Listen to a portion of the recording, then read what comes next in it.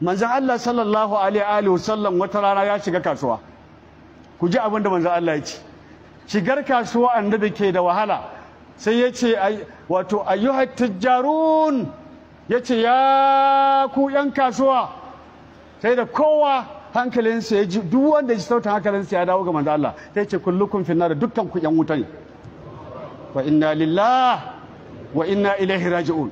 Ya ce ya ku yan kasuwa, kowa ya dube manzo Allah ya ce kullukum finnar, dukkan ku yan wuta ne.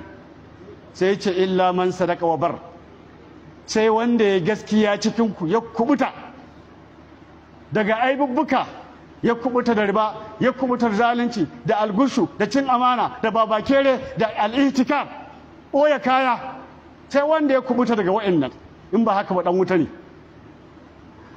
Wa inna min ahtarit tijarati ibadallah ba'da riba, yana daga cikin hadarin kasuwanci da nake so in shaida muku, ba wai dan ba ku sani ba, dan in tunatar da ku.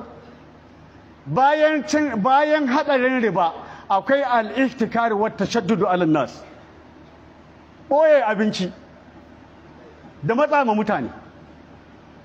Ka ɗauki buhuwa ka ɓoye, wai a tunaninka sai sun shaddada, sai abin ya tsananta.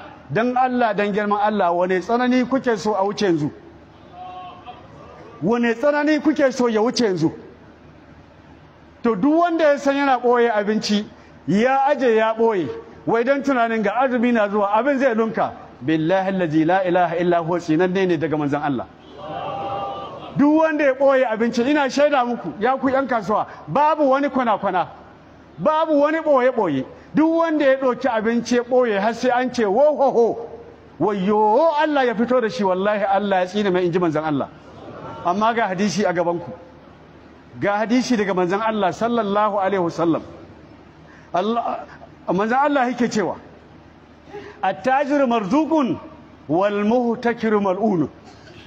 Yace dan kasuwa mai tsawowa ya kasa a saye, ya sawo ya kasa a saye, manzo Allah ya ce abin azartawa ne, Allah ya azarta shi.